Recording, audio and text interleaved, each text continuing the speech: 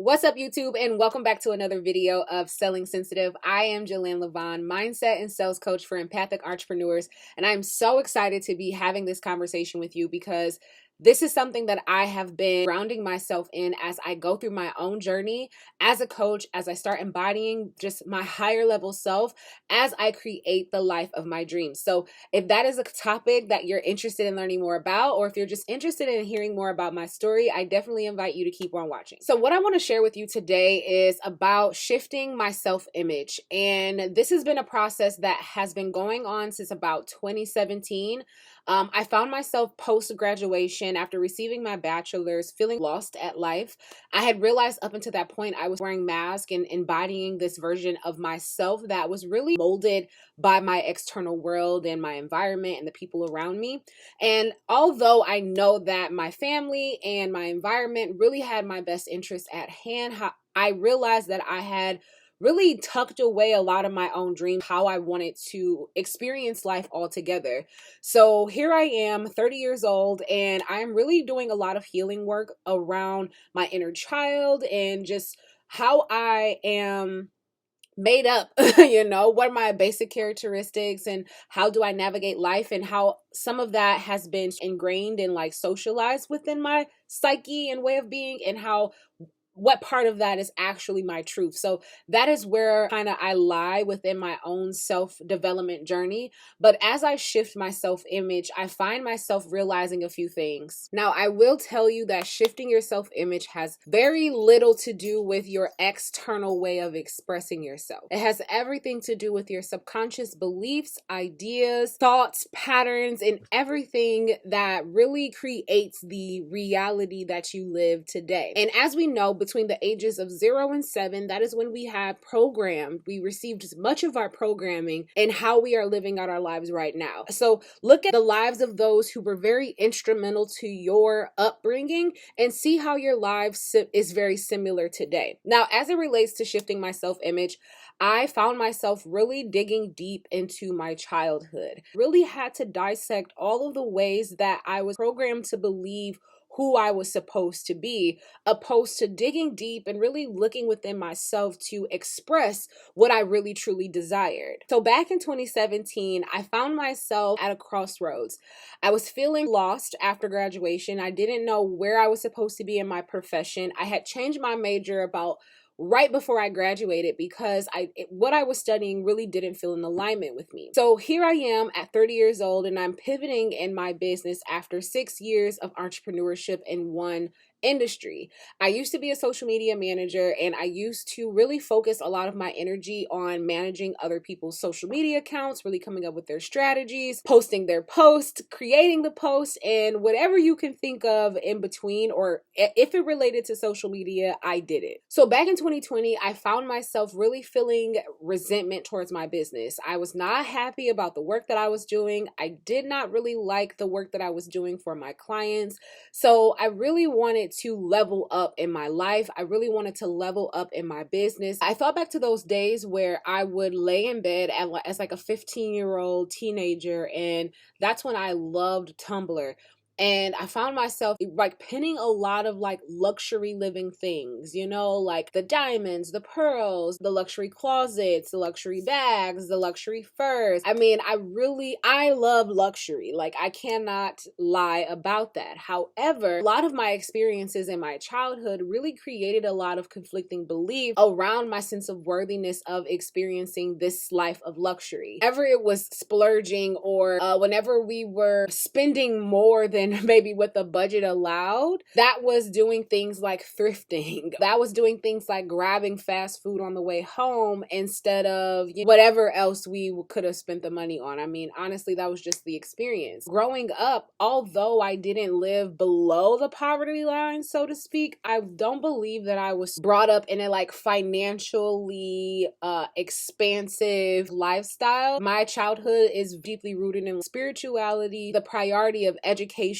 and of your relationship with God really took the forefront. I do remember a bit of my childhood where my mom was a financial analysis for Primerica, where she really served as like an independent contractor, and she would support and teach. And I mean, I remember doing like house calls with her, and she's talking about life insurance and budgeting and college funds and all the things. And so I was brought up in this financially aware environment, but I really didn't see a lot of these principles practiced. Honestly, it always stayed in theory state for myself, where I knew that to become rich and to live this truly abundant life was possible, but I wasn't really sure of the hard work or even just the consistency and commitment and the discipline that's required to sustain such level of financial stability. When it came to really shifting my self-image, I found myself really addressing my relationship with God as well as my relationship with money.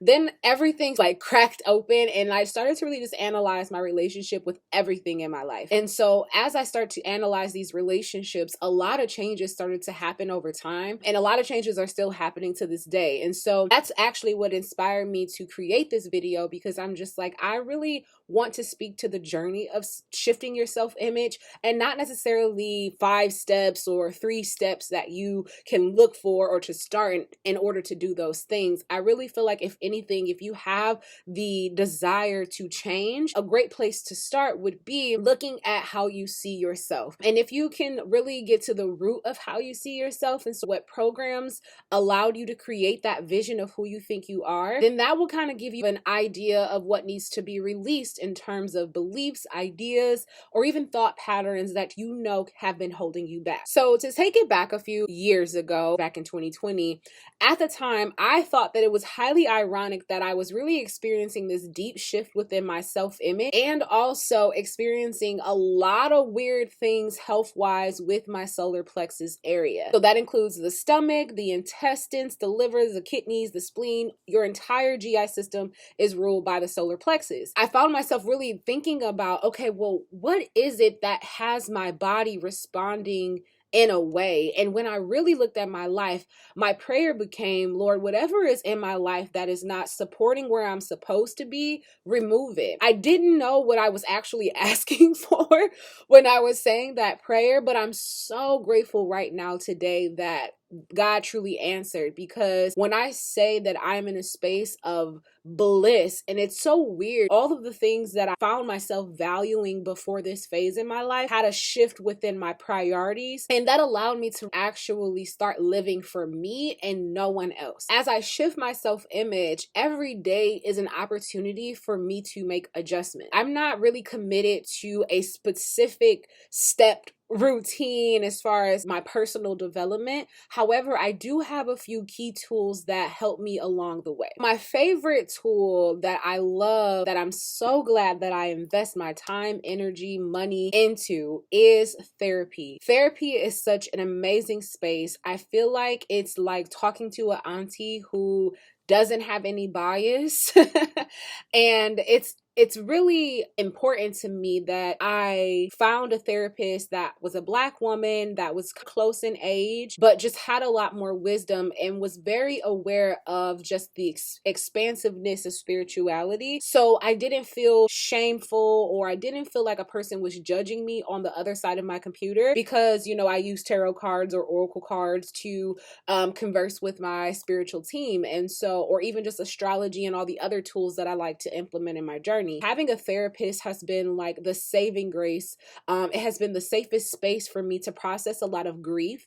And that's also something that a lot of people don't talk about when you're shifting your self-image. You will grieve your old self because you're moving into unknown territory. You're moving into a space where you can't really predict what's going to happen next, because this is a new way of being. It's a new space of existence. It's a new way of expression. And so mourning the old self is honestly what causes a lot of people to relapse. And like I mentioned before, when you're only focusing on those very superficial or even just surface level characteristics of self-development and, you know, self-image, and you can find yourself really feeling sort of confused of what to do next, right? Like you're like, I'm doing the routines, I'm making sure I have the skincare routine, I'm making sure that I go to the gym every day, I'm making sure that I write my affirmations and I'm practicing gratitude, but for some reason then you're finding yourself sort of living in this pattern still. And that comes from the beliefs, or maybe the conflicting beliefs that you haven't addressed yet. So when I think about the old version of myself, this version of me that was super rooted in perfectionism, I really thrived on not only just my ambitions, but my ability to just do anything I put my mind to. That way of thinking made me believe that I needed to be everything for everybody.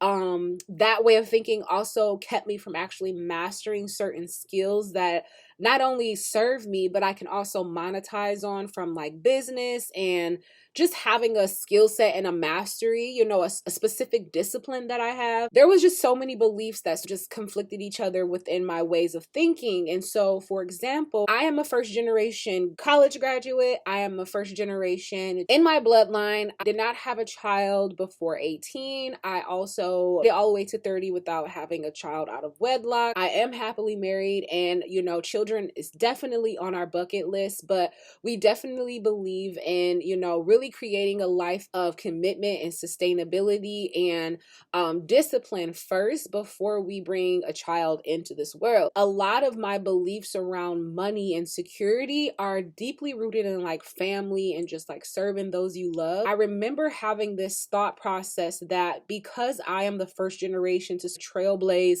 a lot of uncharted paths within my bloodline, that it was my responsibility to also, you know, become the family's first billionaire, or, you know, however much money my legacy is supposed to generate. You know, it was all rooted in this idea of being the savior for my family, you know, being able to put my people on, right?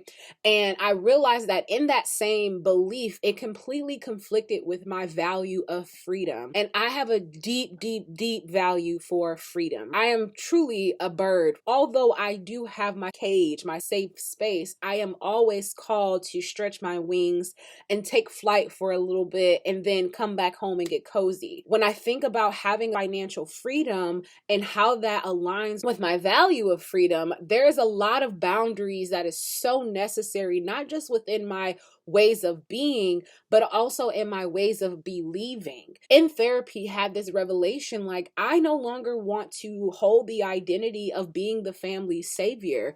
I no longer want to hold the identity of being the quote unquote chosen one. I just want to be Jillynn Levone. I just want to, you know, show up, serve my community, you know, share my thoughts and processes that really are supporting me and living for my values, for me creating happiness no matter what happens in my life. Like, that is what I love to do. If it doesn't allow me to do that, then I really cannot invest any type of energy in the movement. I can't invest any type of energy in the thought process or the actions. And so that has truly shifted my entire perception of not only who I am, but also who I am to other people. It's interesting that even with that idea of my past self and how the lack of boundaries put me in a lot of spaces that really weren't meant for me and just my unique flow of energy, I really found myself grieving the idea of like losing people I love because I no longer wanted to hold this identity. And, you know, that makes me also think about how many times have we really committed to a way of living that we know didn't serve us for the sake of our loved ones, for the sake of love in general. And in that same breath, it makes me rethink what love is. And my favorite definition of love, I'm going to put it on the screen because I'm not going to try and I'm not going to try and quote it verbatim, but it is by the late and great beautiful author and philanthropist and anthropologist, I would say, Bell Hooks. And basically, this definition of love really places ethics at the forefront. And I really believe that when we live a life of value, like when we honor our personal values, we are then given this awareness and even discernment on how we can then respect the values of others, and how we can also not take it personal when those values conflict within our community. And when I say community too, this is also in like a family dynamic, because family is family, you know, and not to have the very toxic sense where, you know, you got to just deal with them. But boundaries are essential. And it's the first thing about boundaries is they're not for other people, they're for you.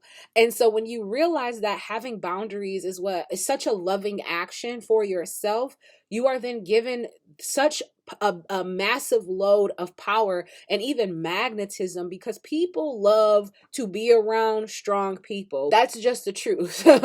And so being an empath, most of the time, we're always being seen as the strong one. That is also why I have been taking such a transparent approach to my journey of rebuilding my life and business, because as an empath, I'm always seen as a person who has it all together, just who I am in general. It's like I always have it together. I'm always, you know, on it. I'm always succeeding or excelling at something. And right now in this space of, especially within my business, I really feel like I'm really jumping over a lot of challenges and hurdles. Instead of me focusing on just, you know, I gotta grind, I gotta hustle, I gotta hurry up and get over this challenge, I've been documenting the whole process because I really feel like I'm not the only one, and I'm not too prideful anymore to share the vulnerable moments, to share the wisdom, to share my personal experience, and with the intention of just shedding light on the process and talking about the things that a lot of people skip over or, like, you know, jump over when they're talking about shifting your self-image. So another way that I really have been supporting myself and shifting my self-image has been hypnosis. And before you get, like, you know, freaked out or even turned off, let me just explain a bit of what hypnosis actually is. Now, I know that whenever we were introduced to hypnotism, it was always through, for me at least, through cartoons. And it's always that sort of black and white spiral motion and, you know, the pendulum going back and forth, and you see the cartoon character sort of just trans out and, you know, experience whatever is written in the story. I think that was such I don't want to say a scare tactic, but it's almost taken too literal in a way. In hypnosis, it's really an opportunity for you to do some reorganization within the subconscious mind. And for me, I really feel like it's more of a deep meditation.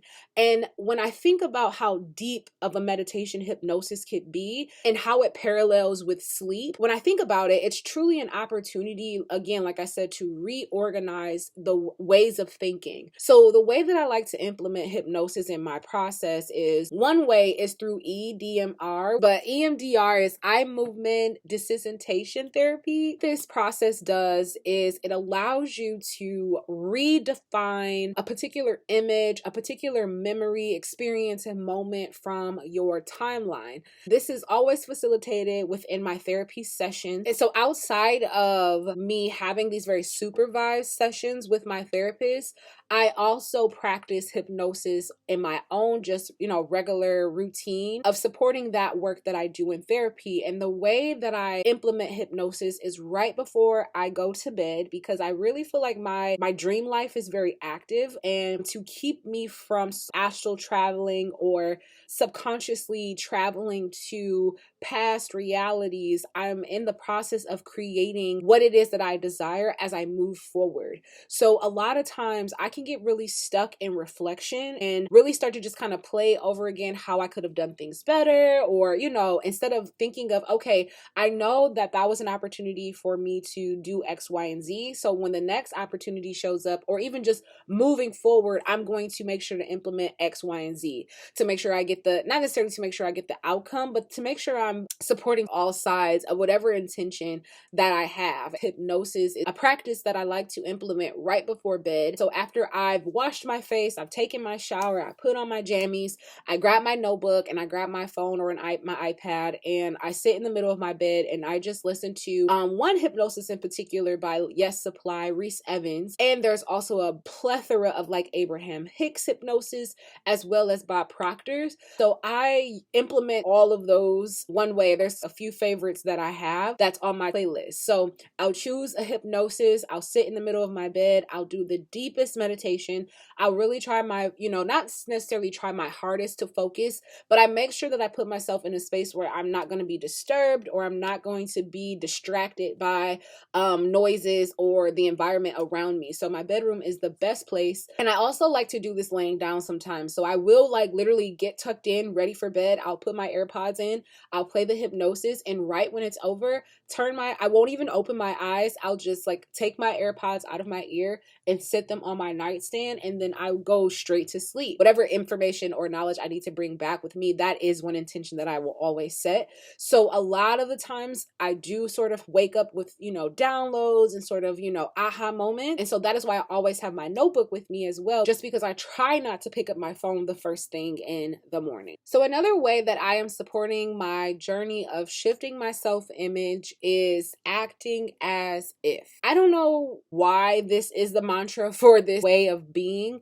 but I remember when I was in, I think it was probably like 10th or 11th grade, and I had my debate coach. She had this super like huge poster on her classroom wall, and it would say act as if. And I remember just always having random moments where I would be working on, my rebuttal or whatever, and I would be just sort of staring at that at that poster. And so now today, when I think about acting as if, I always think about, how does this support my self-image? How does this action support where I desire to be? Because I have a very big, expansive vision for my life, it's important that I broke that down into very digestible steps, so that way I can really embody who I am supposed to be on the daily basis, and it's sustainable. We can get into sort of ways of thinking, oh, I want to lose weight, so I'm going to do X, Y, and Z so I can get to that goal, opposed to thinking about it from a more lifestyle, a more personality perspective. And so for myself, that definitely was a goal for me, is to drop a couple of pounds. But I also like to be curvaceous, to support my curves and my love of, that's how I see myself.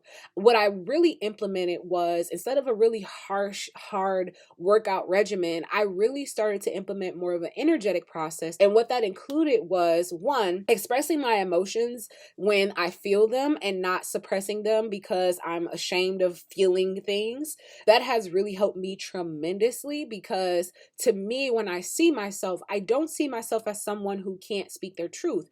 I see myself as someone who speaks their truth daily, who's confident in knowing who they are, being able to understand that I understand my emotions and I understand what to do with them and how to deal with them as they show up. Because I see myself as this very emotionally aware person, I make sure to take actions every single day to support that idea or that belief of myself. I feel like there is a way of like limiting ourselves, especially in the beginning processes of shifting. We think that we have to cut out everything, and this is a guarantee for relapse. So instead of diving super deep into like the chocolate cake, I take a small piece, I eat it, I enjoy it, I take my time, I savor the flavor, and then I put the rest away. And if I choose to have another slice, in that same day, but a few hours later, I don't guilt myself for it. I just let myself know, or I ask myself, am I eating this because I'm hungry, or is this trying to fill some sort of void? And when we are shifting our self-image, especially in the process of how we're using our time, I did find myself, as I reflected back to my previous self-image, I would use food as a way to take up the time. And we have to understand that food is meant to nourish us. However, if we find ourselves in like an emotional depleted state, we can also use food to try to fill that void. And what it does is it just makes us gain weight over time. Instead of me using food as a way to nourish myself emotionally, I only use food to nourish my hunger. And so whenever my stomach is like growling and it's like truly yelling at me, that is when I eat. A lot of the times that's not as often throughout the day. My husband will ask me like, did you eat today? And I'm like, actually wasn't hungry. So these are just a few ways that I have been supporting my shift in my self-image.